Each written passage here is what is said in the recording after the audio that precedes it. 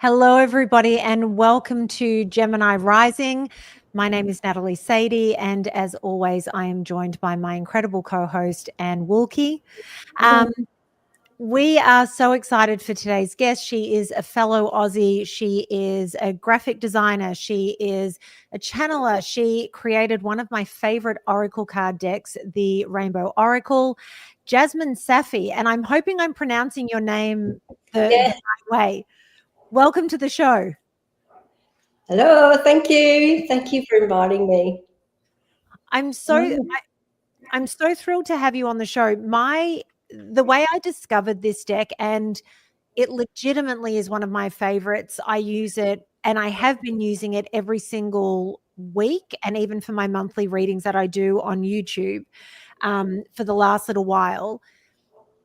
It is such a special deck, and my sister gifted me this deck one day. She said, I got these for you, and she handed them to me, and I said, oh, I love them. And then I showed them to Anne, and Anne said, oh, I love these. So then on my birthday, I magically got one and I love it. It's beautiful. They are, in terms of hand feel, finish, and design, they are unmatched. And so I just want to compliment you on the incredible job that you have done on this deck. Thank you. Thank you so much. We're going to get into your story and how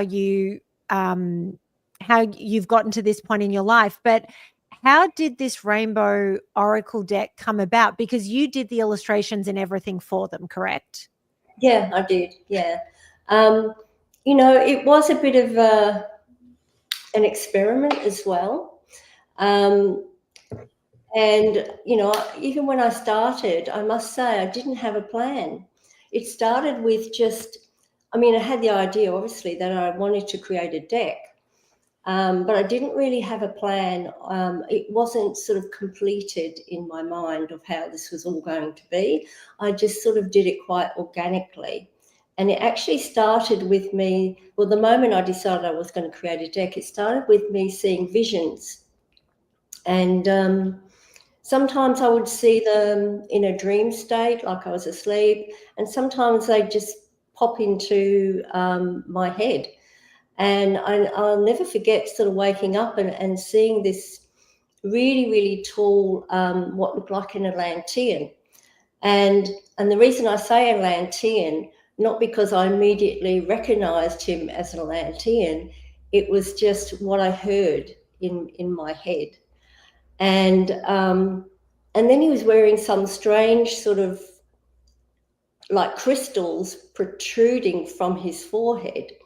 I thought, well, that's a bit weird. But the moment I sort of thought about that, like, what are you wearing?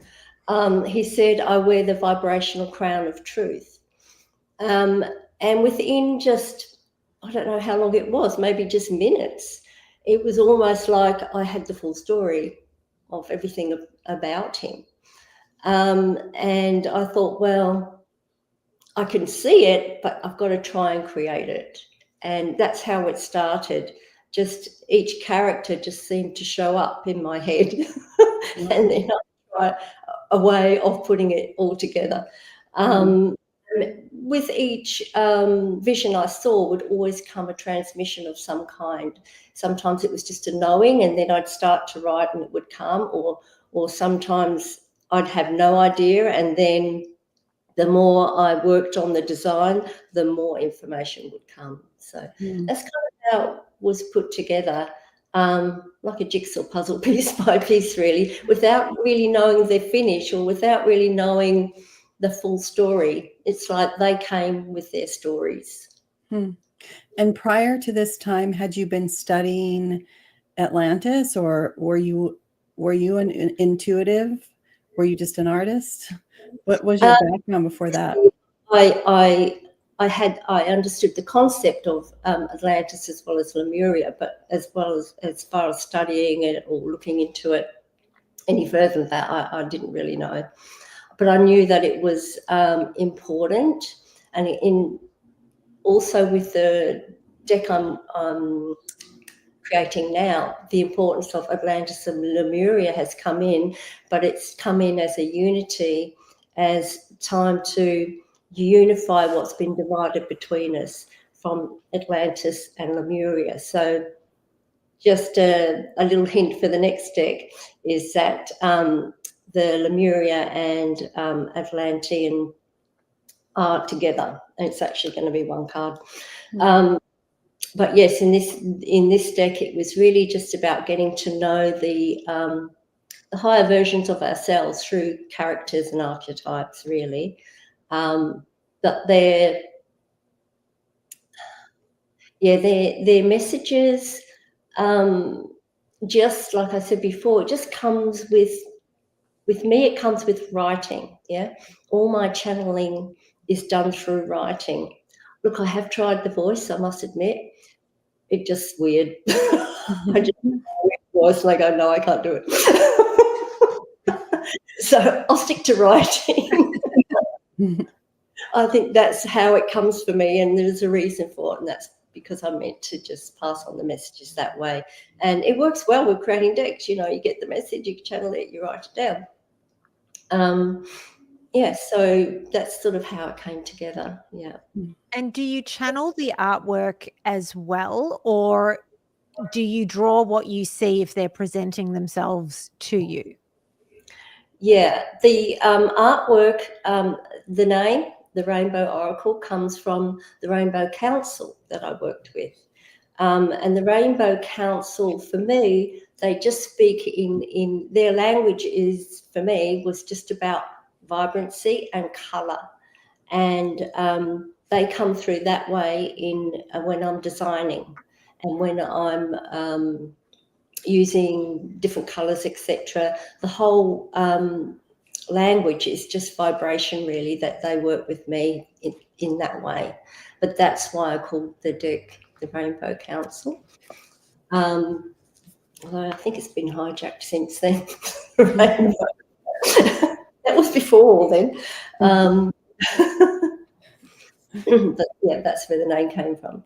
I just have to ask one quick question before I allow Anne to get a word in. The new deck that's coming through, will the colouring be similar? I'm assuming this is your style of sort of design. So I would say that it's similar, but I have used a little bit of a different technique with this one, and also it's more about what I'm describing in the card as to what colours I use. But yeah, it will still be vibrant. Yeah, vibrant. I think that's one of the things that is the thing that I most like about these cards and your style of art that I've seen on your website as well, is how beautiful the colors are. I mean, here's an example of one of the cards. I always pull this one. It's so interesting, this heart magic one. But I just love the green color in the middle of it. And I mean, you can tell that I love the colors that you used on this card behind me. But what's interesting also about this deck is that you've got archetypes and then you've got concepts, I guess. And I'm wondering, had you, once the first initial person came through, did you decide you were going to try to bring out different types of archetypes and hit different types? I'm just wondering, how does one organize creating a deck like this? Yeah, I don't think there's any organisation in it. I'd like to say yes, I knew exactly what I was doing.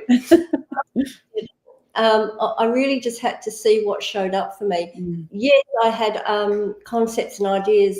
Oh, that archetype or that sort of frequency would work well. But if I couldn't see it, I couldn't make it happen.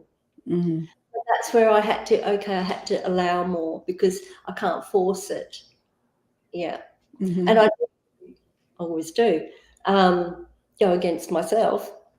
And that is, I thought, no, I'm going to do this. This will work. This will be good. But for the life of me, I couldn't put it together. It just wouldn't work. Every way I looked at it, just wasn't looking right. And that's when I realised after some time that I just have to go with what comes and not try and force things or make something to look a certain way. Hmm. Jasmine, have you ever read the book Bringers of the Dawn?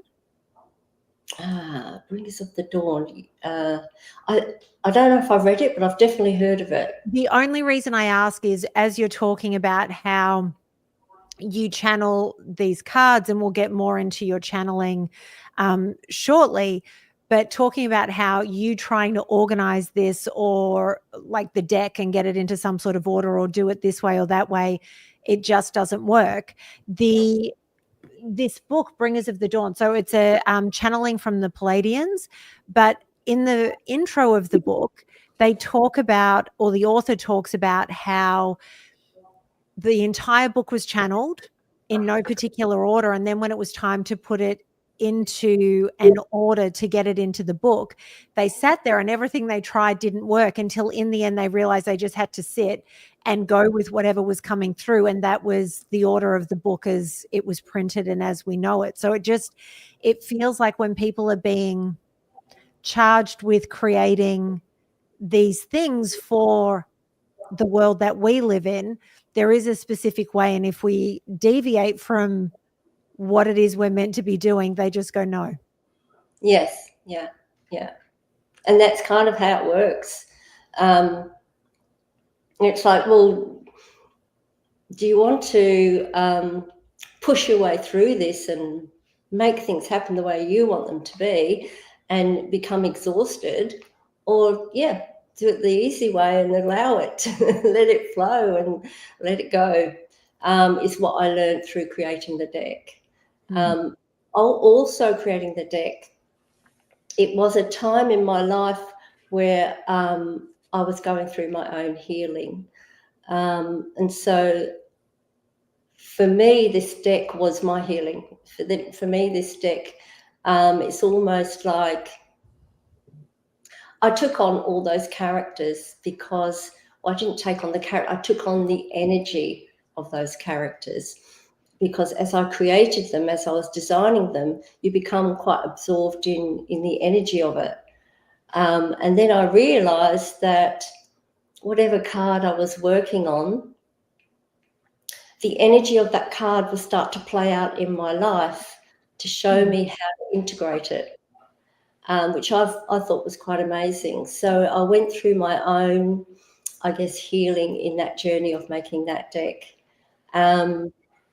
I mean, I'm not saying that's going to happen for everyone, but it's certainly a possibility and an opportunity to heal with the deck as well. I'm so curious about one of the archetypes that comes up often. I think, Natalie, I hope you'll remember this, the digital warrior. Yes. Do you remember we were talking one time before Natalie was doing her Oracle show and the digital warrior came out. And I told her that keeps coming out for me. Then in the midst of her Oracle reading, she pulled it again. And I don't think she just put it on top. I'm curious about the story behind that card. Yeah. That card was not in the first edition. The second edition was in the pandemic. So it was like, really difficult time to publish and get it out there. So I have no idea why I had to do it the hard way, but I did. So because of the pandemic and, shifting into this new paradigm at the time as well, I started to get another vision in my head. And I thought, oh, God, is this another card I've got to add? I wasn't prepared for that. But yes, I got more characters coming in, and the characters that came in, I think, represented that time. So the digital warrior was just around that time where everyone was starting to communicate more online. And I think that's why that came through. And it was also a time where when that character came through, it's almost like when you were talking about your own experience, it was like that part of ourselves coming through, having to now step forward and use our voice use a way of translating information in a different way. And, you know, some people stepped forward and took off, and, you know, and you yourselves doing the same thing. And I think it started a whole new sort of evolution, really, didn't it? Where everyone could have their own sort of TV show. Yeah. I feel like this is a really mean question to ask, and it's not intended that way, because I think the whole deck is probably like your baby. But do you have a favorite card that is part of this deck? A favourite. I say mean because I feel like that's asking a parent to pick their favorite child. A couple of favourites for different reasons. Definitely the Lemurian Soul. That is me, basically. That is me, Lemurian Soul. And the more I dove into her, the more I immersed myself in that energy, I actually had soul memories return as well.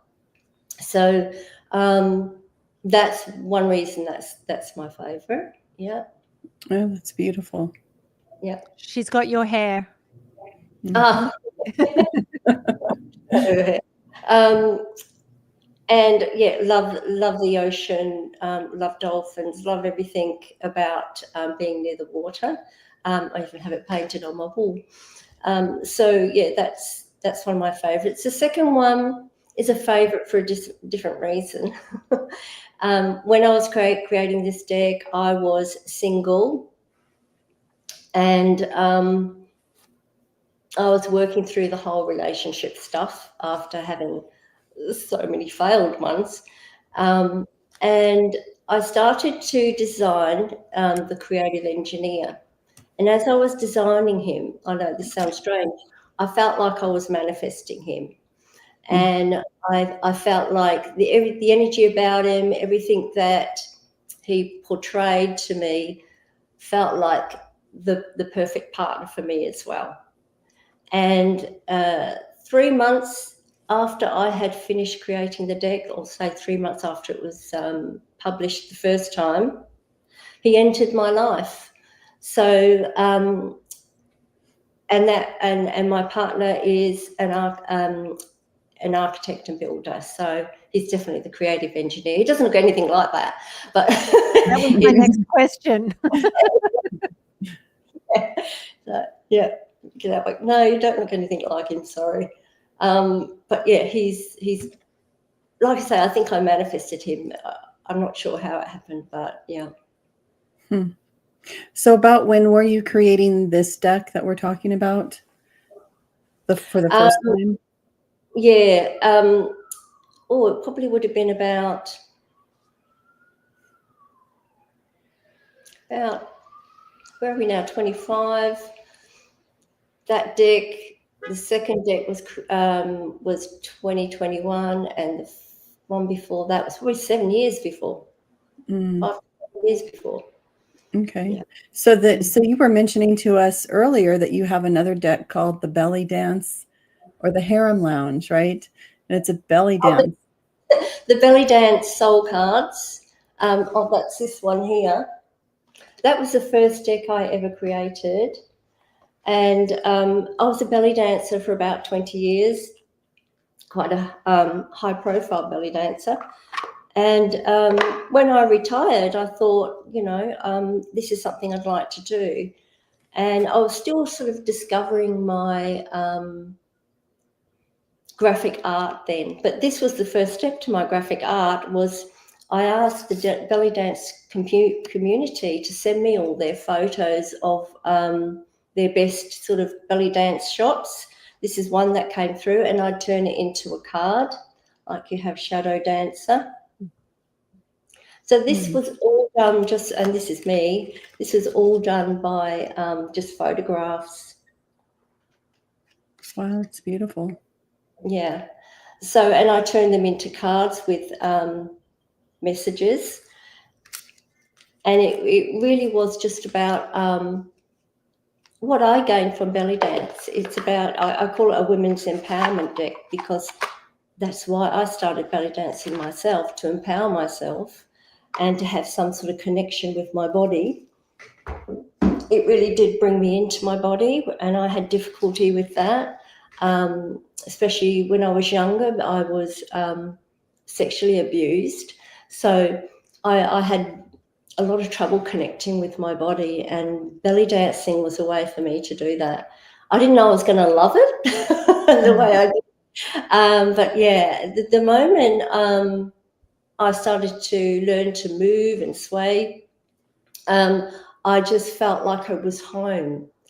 And it's like the music disappeared, the teacher in front of me disappeared, everyone around me disappeared. And I was just in this amazing place. It looked like everything was made of like marble.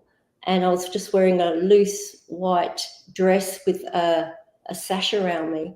And I thought, I've done this before. I just know I have.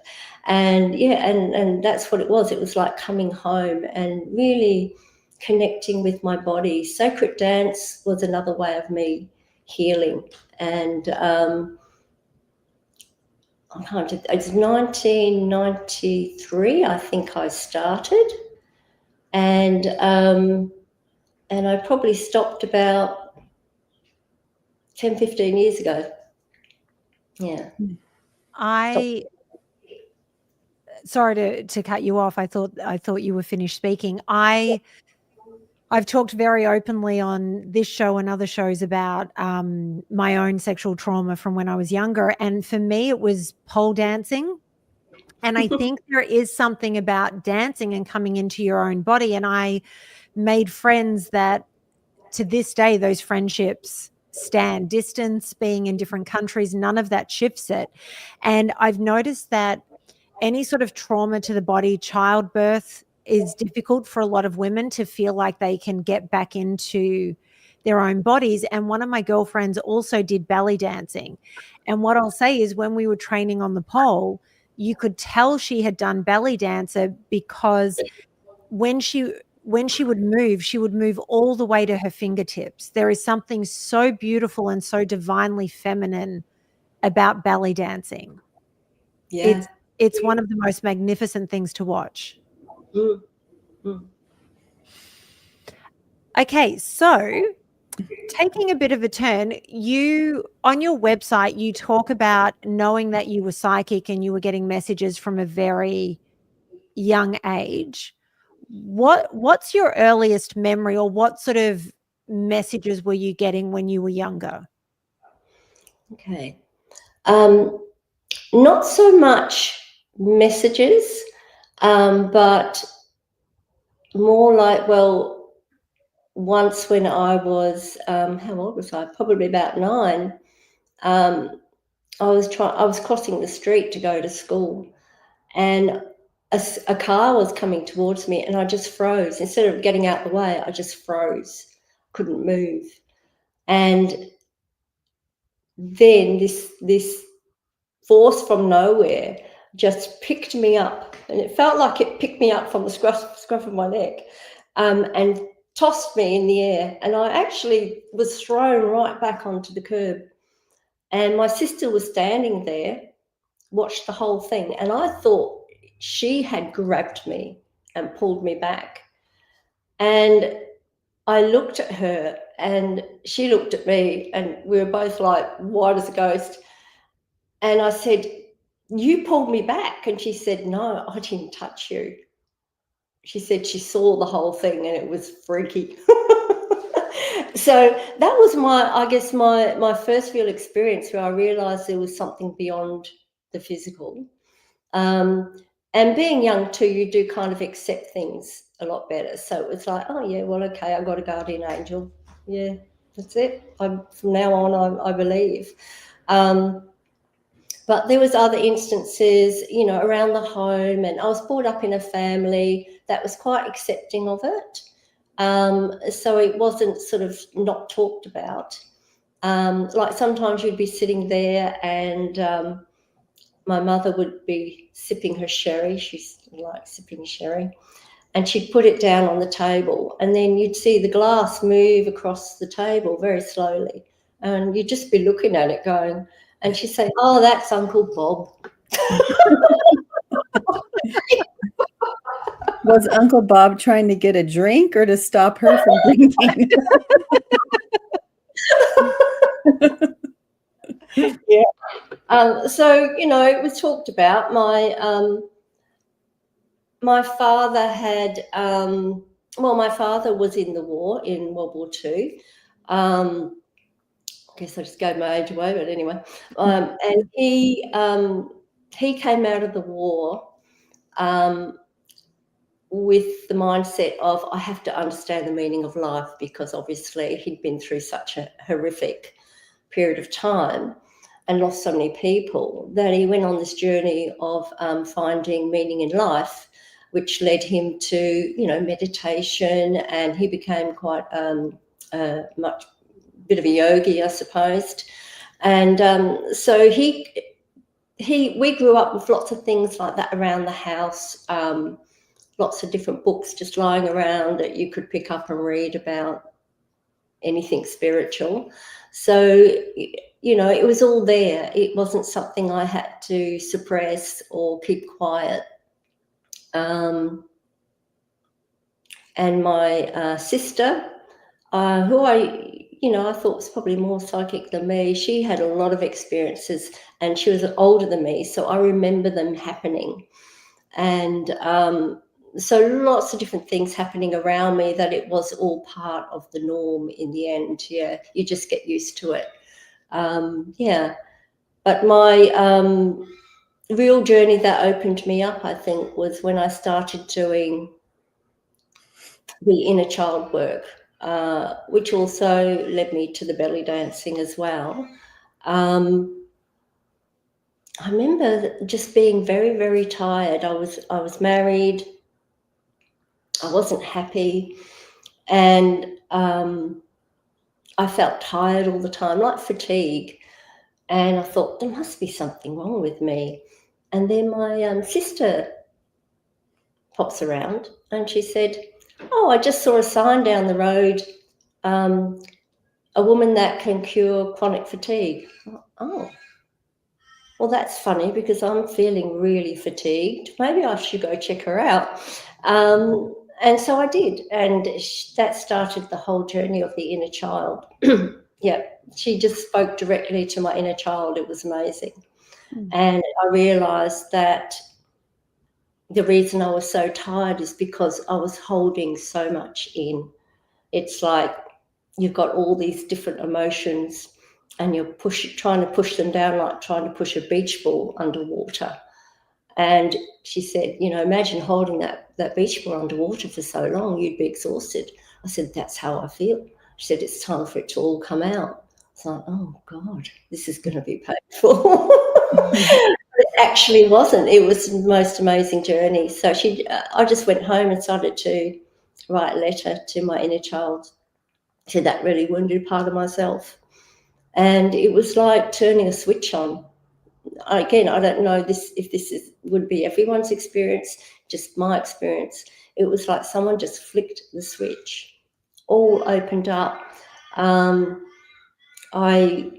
One minute I was writing to my inner child, and the next minute she didn't sound like a child anymore. It was just too inspirational. It was just beautiful words coming out. I'm like, who is this? This is probably about within, I don't know, 3 or 4 months of writing every day. Suddenly the whole dialogue changed, and I opened up to, I would say it was my higher self. And from there, that opened up to other beings. It opened up to councils, different higher councils, galactic friends, angels, beings. It just opened everything up. And what came through was amazing. I did write it down, and at that time I wrote everything with a pen.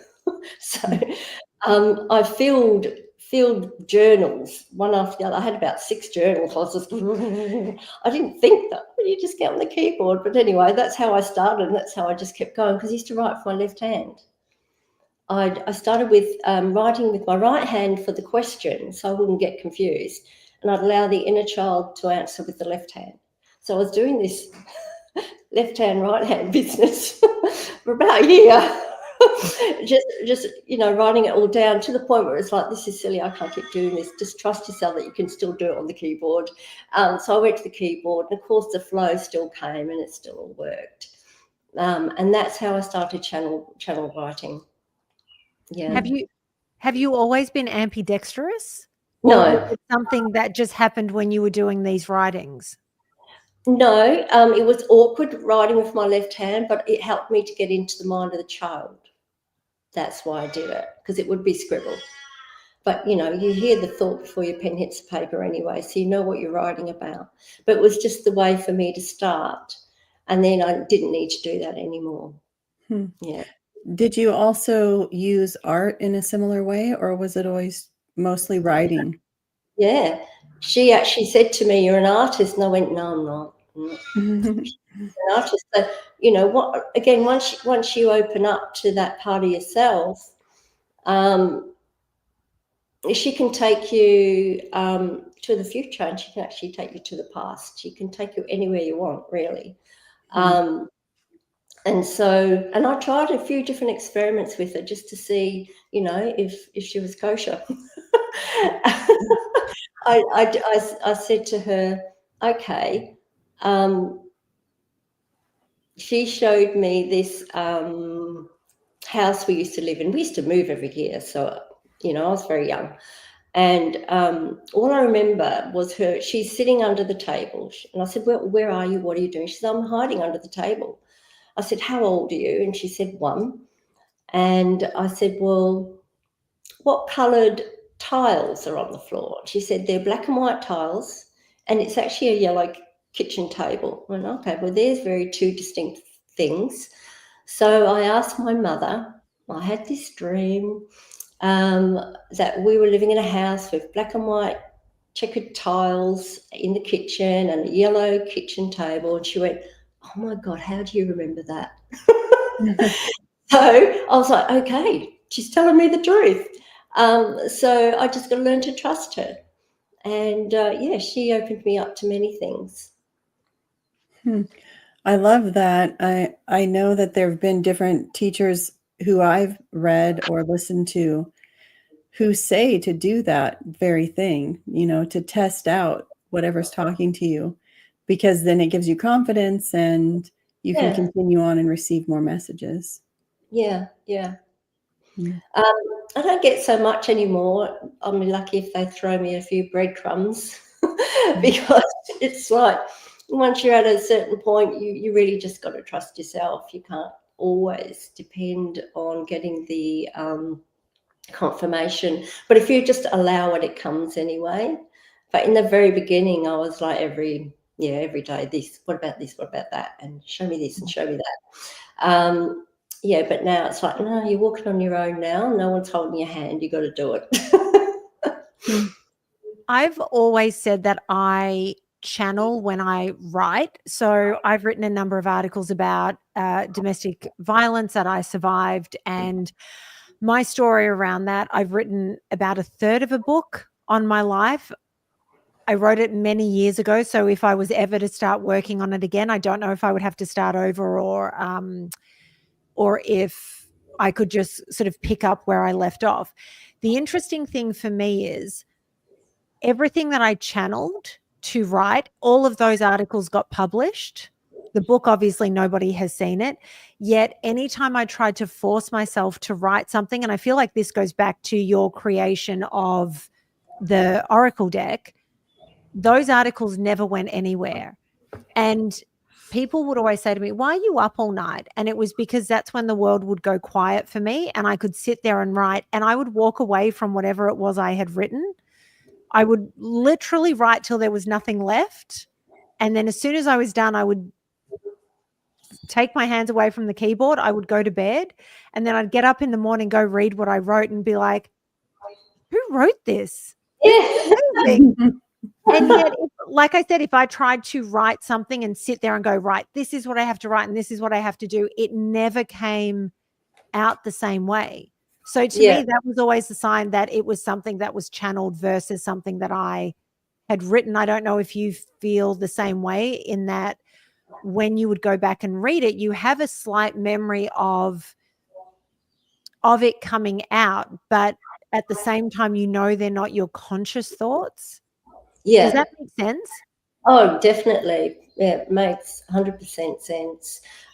Because when you're writing, I mean, yes, they do use your vocabulary, your understanding of language, so sometimes your words come through.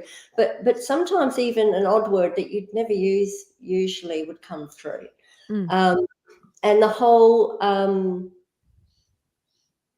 the energy of the words as well is different to the way you would normally speak or talk or write usually. So yes, I can understand that. But yeah, I often go back and look at things and go, did I write that? And even now, especially with this deck, it's like, although I have an understanding of each card because I created them, and people often say, what does this card mean? What about this one? These are friends or whatever. Or give me a reading, or, and I'd say, well, actually, the book explains it much better than I can, because it's channel. When I speak, it just doesn't come out right. It just doesn't come out the same.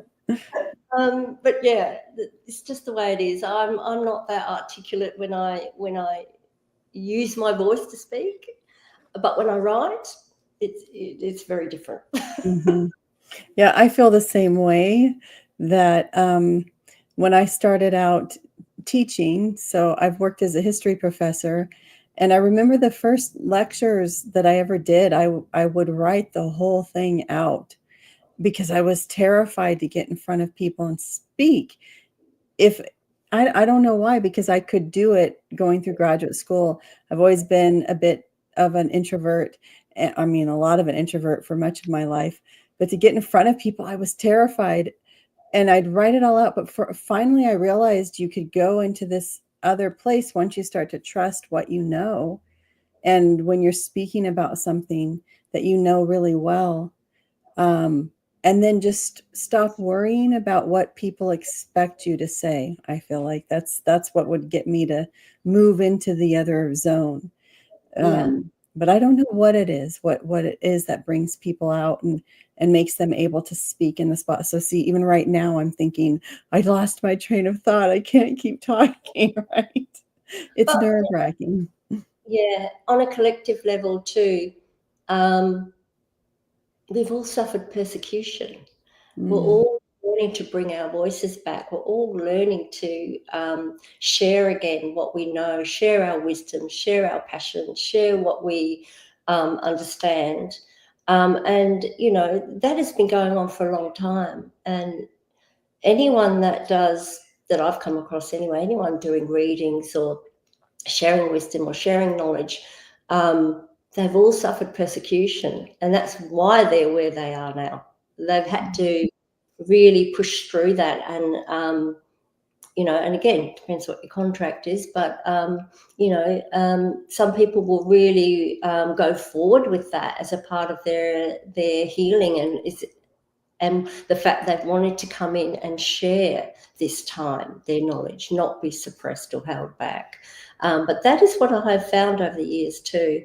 A lot of psychics generally have all suffered persecution in previous lifetimes. Yeah, and they've come back now to really share it. I have to say, I would do readings for people in my life, and I was getting this ridiculous collection of oracle cards. I have tarot, and I have a basic understanding of tarot, but I need to do a little more work before I would ever give someone an actual tarot reading. But I had friends around me that were losing people, and I would be sitting there, and there would be a moment where I was just drawn to pull cards for them. And so then I would often send a video recording of the cards that I pulled and the message that I got. and then I would worry about whether or not they were open to that message. But I knew the pull was so strong that whatever this message was, it needed to go out. And every time that I did that, I would get a message of gratitude saying, thank you so much. And then they would tell me why the reading resonated. And for one of the people, the color pink was significant, and I didn't know why. But when I was recording the reading, I kept talking about the pink color of the cards. And there was one deck I'd planned to use, but I changed it for the pink deck. And then he messaged me and explained what the whole pink situation was. So I decided to launch an Oracle card show, just a weekly show. And then I've also started doing a monthly reading. And Anne was there because she helps me with all the technological stuff, because I'm not so great with it. And anyone that watched those first shows knows how nervous and terrified I was. I knew I had the ability, but I was so scared of being judged, and I was so scared of what anybody would think that I think I said, I'm sorry, I'm sorry, I'm sorry, more times in those readings than I will ever be able to count. And then I finally started to relax into it. And now I'm at a point where I do the reading and there's no memory of what it was at the end of it. And it's the most incredible thing when you're able to actually release those fears and just trust that whoever's meant to have those messages are going to receive them, and anybody else, it doesn't matter. Yeah. So you do tarot readings as well, correct? Yeah, I do. Yeah. I do a mixture of tarot and oracle and mediumship. Not so much mediumship anymore, but I used to do a lot of it. And so, yeah, I went through all that persecution stuff and all that sort of being judged, because she's like, putting my heart on the line here, my soul on the line here. What if I'm wrong? What if, you go through all that for sure. So good on you. You did it. You're there. It was a moment, and it's not a huge audience that I have for that, but I also don't advertise. I just let it reach whoever it's meant to reach. And I figure if it's meant to be a bigger audience, it will grow organically. And if it doesn't, it's also fine. But I really enjoy doing it. And especially those days, because there are days where you're more tuned in than others. Yeah. And it's the most amazing feeling when you finish and go, that was a good reading. Yeah. I feel like it was a good message. Have you ever thought about designing your own tarot deck? No. I think with why, this is the question I had too, then why not do a tarot? Why do oracle? You know why? Because it's structured. Mm-hmm. Because it doesn't change. I mean, the images can change, but it's structured. It's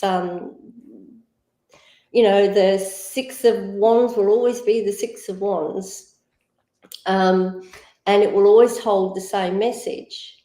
Whereas the Oracle deck, the author gets to decide how it fits, what it's going to say, and what it represents. Does that make sense? Mm-hmm. So that's why. So I have a question that might be relevant for both of you. But Jasmine, you talked about doing the decks that you've done for healing purposes. Really, it sort of started in that way. How do you go from that work to then starting to realize this is something I can market and I can put out there and sell to other people? What does it take to do that leap to becoming a spiritual entrepreneur? I never thought of myself as a spiritual entrepreneur. I think you are. Well, I think it's just a case of trial and error as well.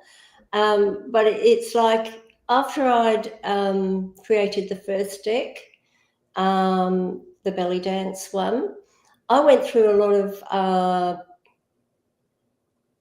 but I had to do a lot of research on how to do it, how to market it, how to even just get it printed. So by the time I got around to the second edition of the second one, I kind of knew where I was going to go with it and how that was going to pan out. And the fact that, being a graphic artist kind of makes things a little bit easier too. You can actually design it yourself. You understand the publishing side, you understand the printing side. So it's like when you join all the dots, this is something that I could actually do myself rather than go through a publisher, which I have tried. Actually did get a publishing contract for the Rainbow Oracle, but then I pulled out after again, that was during the pandemic. It was all taking a very long time, and I'm very impatient. So I said, no, I'm doing it myself. I probably look back and go, well, that was really silly, but this is what I do sometimes. I always talk about my impatience because I want everything to happen yesterday or last week or possibly last year. I will say, I feel like you made the right decision because I don't know that your cards would have had the same finish and be the same quality if you'd gone through a publishing house. You'd be I haven't had to deal with a publishing house before, but I have a whole cupboard filled with oracle cards, and the quality differs from card to card. But I do find that the people that make their cards independently do have better finishes on their cards. There is just something because you get to be in control versus how they always do it. Yeah, yeah. So I think your impatience probably did you a massive favor. Yeah, I'm still working on the marketing side. I guess like all artists, they love creating. It's their baby. They love creating it and launching it into the world. And after that, it's like, oh, I don't know, sell yourself. I don't know what comes next. So you need publishing help, I think. So I have to ask, you talked before about how you were doing the belly dancing and you were quite high profile, and when you started doing the channeled writing, they were telling you that you're an artist and you're saying, no, I'm not. So what was your previous incarnation? I mean, it's still in this life, but what were you doing in terms of work? Was it just the dancing, or did you have a whole different career and you've just taken a 90-degree turn and gone, this is the next chapter? Basically, I was running a belly dance business. I had classes and doing entertainment as well, and traveling, doing performances. So that sort of, as that started to sort of slow down, because it was a very physical part of my life as well. So the spirituality was still there, but it was just off to the side, and all the physical came first in that period of time. But then I thought, no, I've got to go back into the spiritual side of things. And that's when I was doing all the inner child work as well. So alongside of that, and as you say, she was saying you're an artist. So that then came the belly dance cards, where I got to sort of experiment a bit. Not that I was doing the art, I was just beautifying the photos that were already there.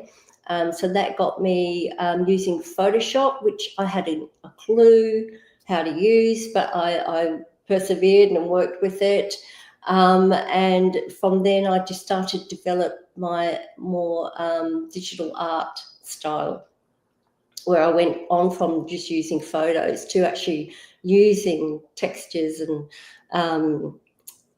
paint and layers and different effects and shading and stuff like this. So it's like, wow, I didn't know I could do that when I look back. But it just sort of again, it was just organic. It just sort of started to fall into place. So from there, I started to sort of slowly let go of the belly dance, and this path just became, I guess, stronger, and that became weaker, and that became more of my focus, and it started to build on from there. Yeah. So I'm curious, we already had someone in the chat wondering if you had any Gemini placements in your astrology, but do you know more? Do you know, I mean, I'm sure you know your sun sign, but I have to wonder if you were an Aries, because you sounded so much like Natalie when you said how impatient you were. I am an Aries. Well, it's a giveaway. Yeah, I'm an Aries. The rising sign, I actually had a really close astrology friend. She was such a wizard at, and I don't see her much anymore, but I think she told me my rising sign was Virgo. Someone else said it was Scorpio. I don't know. Well, they're close to each other, so it's obviously in that time frame. And Yeah. do you happen to remember your moon sign at all?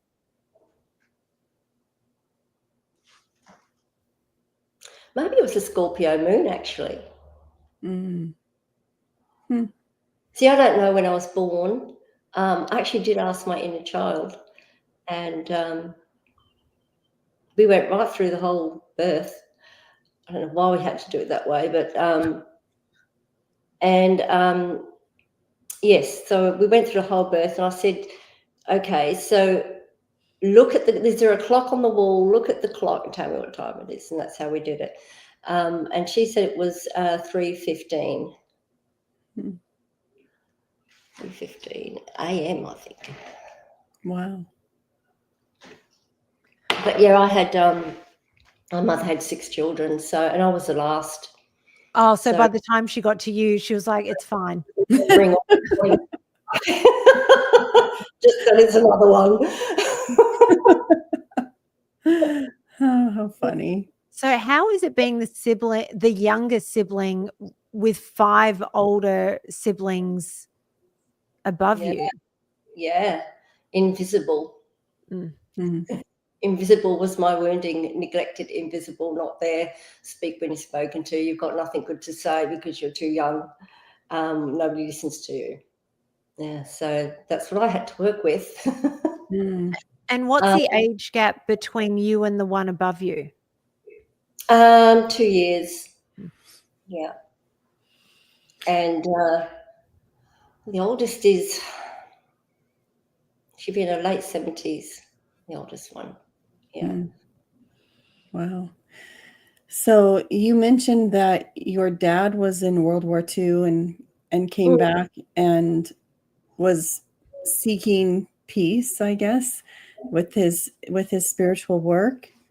And I've often thought about, there's a generation of kids whose parents became immersed in spiritual quests. And in a lot of cases, that took them away from actually raising their children. So then there's a whole generation of children that kind of raise themselves. I just wondered what you thought about that. Were your parents very involved? I guess with that many kids, they probably expected someone's going to be looking out for our youngest. So they were probably freer to do more. But I wondered if you had any thoughts about that. Yeah. I had old parents, again, being the last born. They were quite old by the time I came around. And they were very old. They're very traditional. Mum stays at home and dad goes out and works.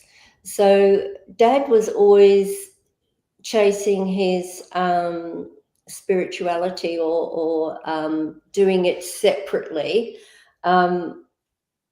I don't know, sure, when I look back, I'm not sure how it all worked, but, they both had their different lives, because my mum was Irish Catholic, which was the worst for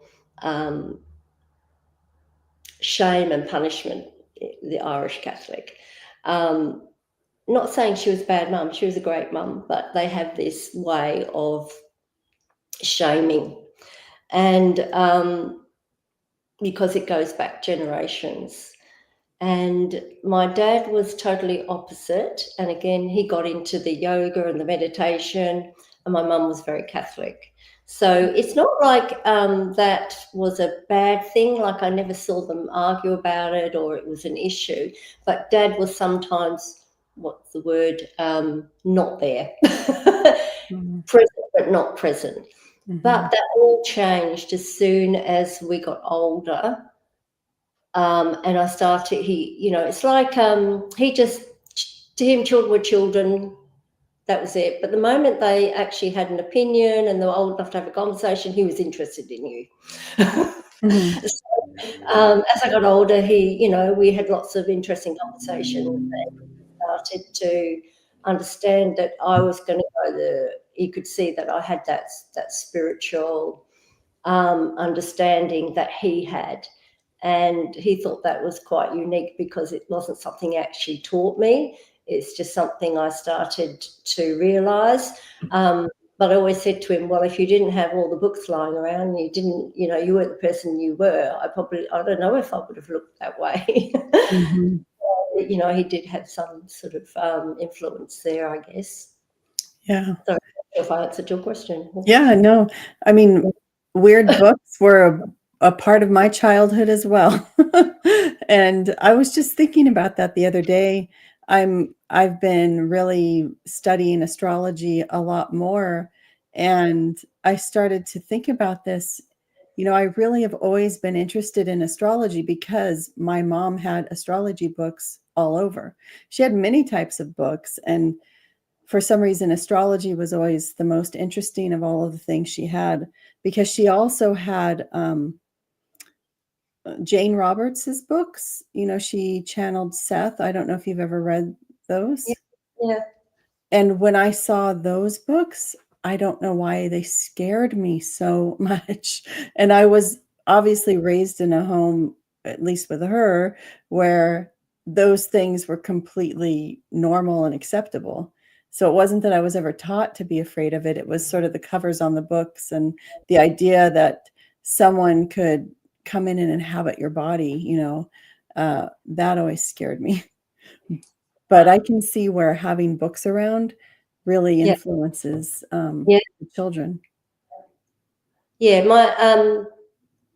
my father and I got really close as I got older because I think it was that spiritual connection. My mother was always difficult. I didn't have a great relationship with her. But when I started to use mediumship more and more, it actually started from, again, going back into my marriage where I wasn't really happy. I didn't feel strong enough to do anything about it, to be honest. And that's why I was doing the inner child work as well, so I could do the healing I needed to do to feel strong enough to leave. And it was that time that I'd go to bed in the evening, and I'd start to I wouldn't actually fall asleep. I'd sort of be half awake, half asleep. And my mother's mother would appear to me at the end of my bed, and she'd had this conversation with me. Now, I never got on with her at all. She was a drunk. She wasn't very nice to us.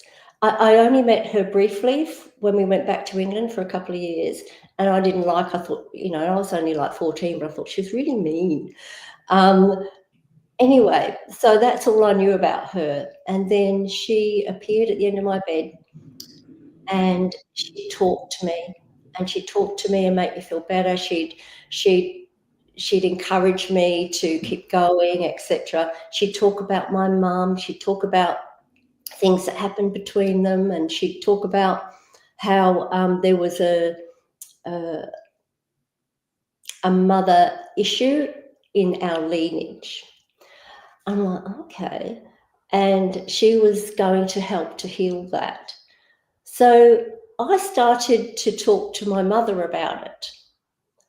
You know, your mum showed up and she said this and she said that. And she became really intrigued. And she'd ring me 2 or 3 times a week. Anything else happen? Did mum say anything? And she wasn't really interested in those sort of things, right? And so this healing began between us. It formed a bond between us. And the very last time I saw my grandmother, she said to me, I'm going to leave you a parting gift. And I was like, okay, you're going? And she said, yes, I'm going to leave you a parting gift because you don't need me anymore. And I said, okay. She said, I'm going to give you my gloves. Gloves? And then she held her hands up. She was wearing these little white gloves. And I remember my mum saying that she used to wear gloves to church, right? So anyway, she said, I'm going to give you these gloves. And I went, but how? And she said, your mum has them.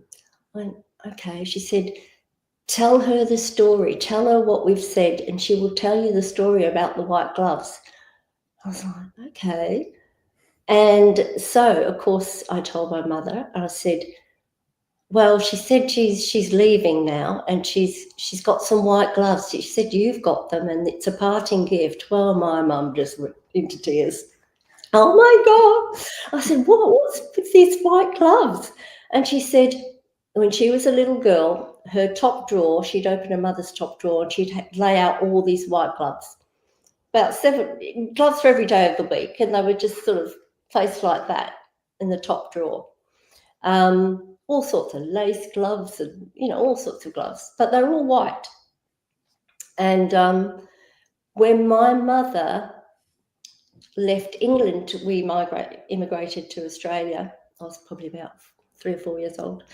Her mum gave her a pair of her white gloves as a parting gift. And that was the connection. I was like, oh my God. I said, well, I've got to have them. She said, you're going to give them to me. Where are they? And she said, I don't have them anymore. I said, oh. She said, but when I get the gloves, I will be strong enough to take the next step in my life, apparently, when I get the gloves. So she looked high and low for these gloves, again, because we moved constantly. My mum and dad used to sort of renovate houses, and so we'd always been sort of moving. And so 3 months, 4 months, maybe, she rang me and she said, you're not going to believe this. I said, what? She says, I found the gloves. So I was excited, and then I was like, oh my God, it's time. And I said, where were they? And she said, well, I have a little bedside table. She said, I must have looked in there a dozen times. They were not there. She said, one day I opened the bedside drawer to take one more look, and they were there. She said they were just placed there like that, just like that. And so that's the story of the white gloves. I still got them today. I'm thinking one day I should sort of frame them, put them on the wall to remind me that anything's possible. I love that story so much. So yeah, heal a lot of between me and my mother. And it sounds like the connection with your father is what healed a lot between the two of you, just naturally as that relationship developed. Yeah. And he was a very reserved man. He didn't have a lot of friends. He wasn't, down the pub or not normal man going out and doing men things. He just is him and his books, really. Yeah, so became quite a hermit, really. Yeah. I wanted to ask one last big question, which is you talk about the Council of Light. Mm-hmm. So is that something that you get messages from, or have you actually been there and seen it? Okay.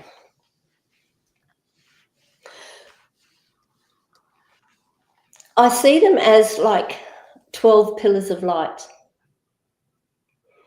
I've asked them who they are, and they seem to take great amusement in the fact that I need to categorize them. This is what they tell me. That, you know, if you were to give us a label, you could call us a council. If I had to give them a label. But they've also been known as the elders. Mm-hmm.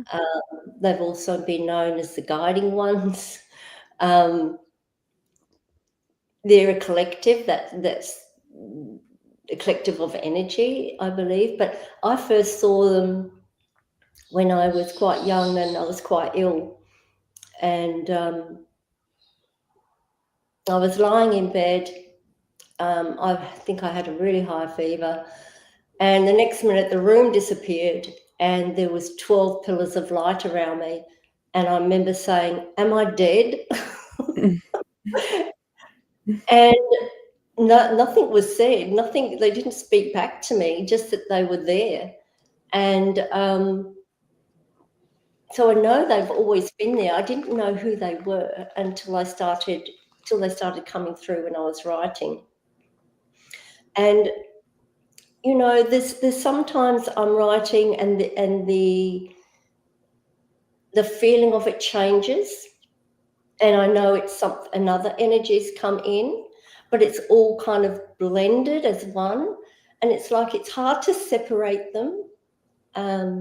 So I just allow it to be what it is, and I think, well, it's just a team effort working here. They're all got their bit to say, and maybe the subject I might be talking about might more be suitable for this energy, perhaps. And so that's how it comes. It's not like it's separate. Oh, now I'm talking to so and so, and oh, now so and so's coming through. It's all quite blended, but I do notice the subtle energy changes, and I know it's a different energy. But I allow it because it all works together anyway. So yes, being a dancer, I just look at it as I'm creating a choreography, and I'm just allowing myself to just dance where I want to. And it's like, I'm allowing the light to dance with me. That's what I'm doing in whatever way it turns up. Okay, so when we do these episodes, Jasmine, we always finish with the same 4 questions of every person because we feel like it gives the audience a deeper understanding of who they are. So I will kick off with the first one. What makes you laugh? Myself. Spoken like a true Aries.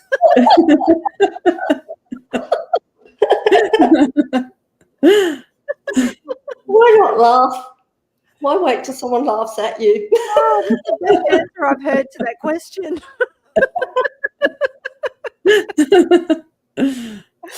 That's it? Is that it? There's no more on top of that? Just you? She doesn't need any more. She's an Aries. All right. I think I look for the fun in most things. Anyway, it's like if there's an opportunity to laugh at something, I will. Like, oh, well, I'll find it. It raises your energy and your vibration too, so it's so important to laugh as much as you can. Don't take life seriously. Completely agree. I agree.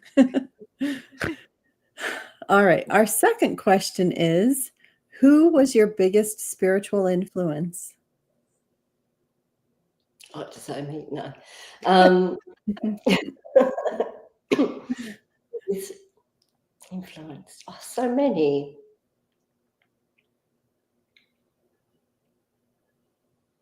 I guess going back, long, long time ago, Louise Hay and that book, You Can Heal Your Life.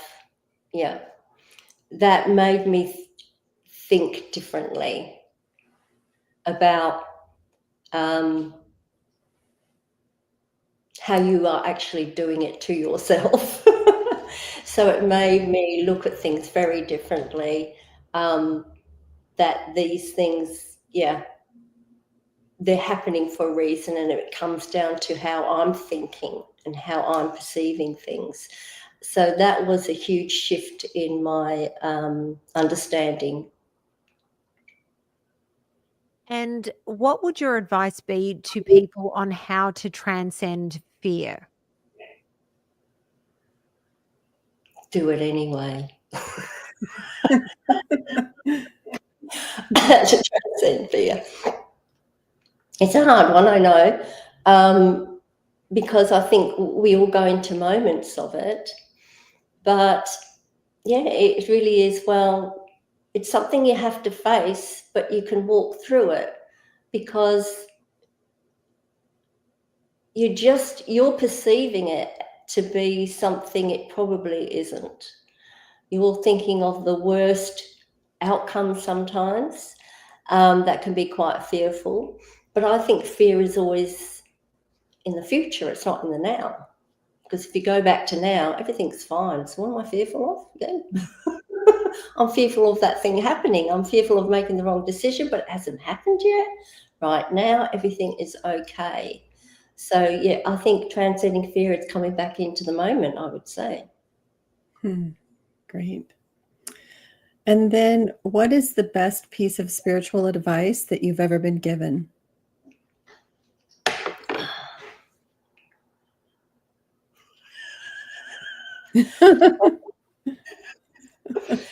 It's probably not what you want to hear. Fake it till you make it. Yeah, so true. Going back to, like you say, what you were saying about when you're giving readings, you just got to not worry about whether I'm saying the right thing or not. Yeah. You just got to, even if it's, well, this is my opinion, blah, blah, blah, blah. Eventually that piece of information is going to come through, because you're already in the flow. You're talking, you might start speaking with your own opinions, your own thoughts about things when you're just starting out. But you've got to start with that, and then you'll find it just starts to come through. So I always say, yeah, just fake it till you make it. good Amazing. advice. What's that? Oh, And I said good advice. What did you say, Natalie? Did you say amen? I think I said agreed, but amen is appropriate. Amen. I'm always sending those gifs of them saying amen as they're going up the aisle of church. Jasmine, thank you so much for taking time out of your day to come and join us on the show. I'm so excited to have finally met you and to know that there's another deck coming out. Yeah. I will be waiting with bated breath for that deck to be released. I will put your website and all of your links down below. So if anybody's interested in getting a deck, with your readings, do you only do them in person, or do you do them over Zoom as well? Where I was working doing readings, I'm not working there anymore. So I'm just at home now. So I haven't really thought about or set up anything like that at the moment, because I've been too busy into my art. But I guess if anyone does want a reading, it'll probably be by Zoom. But I haven't done any readings at the moment. I'm just focused on my project that I'm finishing. But yes, if someone wants one, we can probably organise something. But yeah, it would be Zoom, unless they live down the road. Who knows? Okay, so if somebody wanted to reach out, is the best way through your contact page on your website? Yeah, they can email me. That's on my website. If they're buying cards, they can buy them from my website, or they can buy them from my Etsy shop. Yeah. And the new deck, I'll just give you a quick little concept of them. This new deck is going to be about soul memories. So it's their activations of remembrance. So we don't always remember, most of the time we don't remember our past lifetime. So it's not about that. But we remember tone and remember frequency. So the concept is about bringing in the tone and the frequency of each soul imprint that activates the memory within you. So that's a little bit of the concept, but it's going to be good. Yes, it is. And you better believe the moment they are released, they will be visible on my weekly Oracle Wisdom, because I will be using them. So, Jasmine, thank you so much for joining us. And thank you, as always, for doing this with me. I have such a great time with you. All right. Thanks, everybody. Thank you. Bye.